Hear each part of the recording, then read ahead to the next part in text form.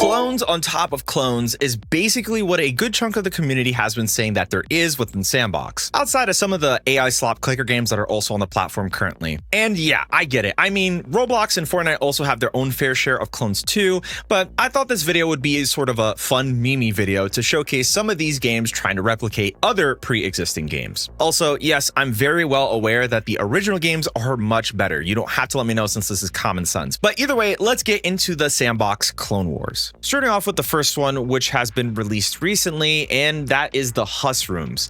If you've played it before, it's basically the same thing, so it's not really much different outside of it just being on S&box, but it's kind of funny to see it also be on here as well, as according to its description, has been popularized by Gmod videos and Roblox experiences. Next is SN Chameleons. Mecha Chameleons has been a smash hit in the indie scene, and it seems like people have already made a clone of it on S&box. Not really much else has to be said because you've already seen gameplay of it. Wild Acre is a Minecraft/Stardew Valley type clone game that looks pretty cool. Kind of nice to see more isometric games as well with what's shown in the videos. Paranormal Observations is a Phasmophobia clone where you have to observe and hunt down bureaucratic nightmares of the MSP company. This probably could have doubled as a SCP/Phasmophobia type game, which would have been cool too, but it seems very interesting if you're into that sort of thing. The deck is a pretty cool tabletop simulator type clone, but only just for cards. There's also been add-on support added for this game, so I would assume eventually people are going to make their own copies of pre-existing card games or even tabletop games as a whole. Art Club Audubon is an Assetto Corsa type clone.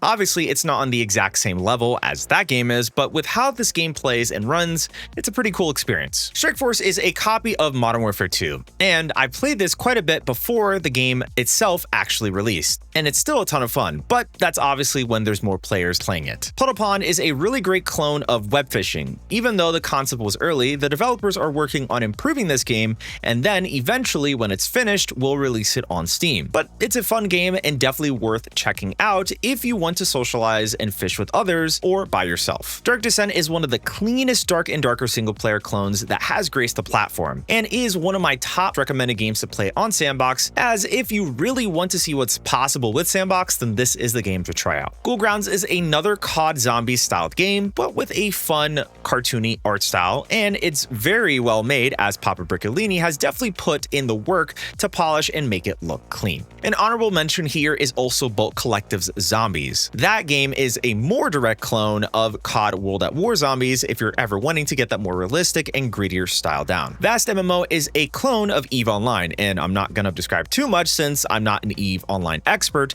but you'll expect to be doing some of the same things like collecting resources, fighting players, and trying to escape with all your riches. Homegrad by Bolt Collective is a Z-City clone. If you ever played Z-City on Gmod, Homegrad is basically the same thing, just on S&box. This was my first time actually trying the game with people during a playtest, and it was really fun. I'll definitely be trying again in the future. Bomber Blitz is a Bomberman clone. Not much else I can really say outside of the game being very similar and also pretty clean design-wise. Overcharged Dodgeball is one of the clones of Knockout City, which was a team-based dodgeball game that unfortunately got shut down a couple of years ago. As I mentioned before, this is one of the two existing clones of the game, as the second one I'll be covering in a future video, as they both look very fun to play once there's more players actually playing S&box. Rough Justice was a fun clone of Super Battle Golf that I got the chance to mess around with, and I've played both games before, so gameplay wise it's pretty close. Festering Withdrawals is a fun clone of Post Void, Cruel, Hotline Miami, and Angerfoot. I played this game quite a bit, and it's pretty cool if you want to experience any of those games, but within S&box. Ragdoll Skater is a clone of Tony Hawk's Pro Skater, but with more Ragdoll-like characters, as this is a fun spin on it. Another honorable mention is Terry's Alright Skater. This game is way more closer to being a clone of that game, but has been around longer on S&box. Blocks and Bullets is a clone of Ace of Spades. I had the chance to mess around with it and play it, and it was really nice. There is some other game modes, but this is the closest that I've seen with this game that's on S&box. Terry's Crash Course is a Doritos Crash Course clone, and it's a pretty spot on. From what I've played, I really enjoyed getting that nostalgic feel from the Xbox 360 indie game days. Grubs is a straight copy of Worms, which is just with Terry's face on the worms. I don't think I can describe much else here. Nice Putt Idiot is a fun take on getting over it, but with golf. This is a really awesome and fun game that I found when I was taking out the time to find gems within S&box. Spectra is the perfect clone for Among Us, or rather a social deduction game that's on S&box. I had fun testing this out and seeing how it worked all around. And lastly is Scrapyard Brawl, which is a clone of Serious Sam.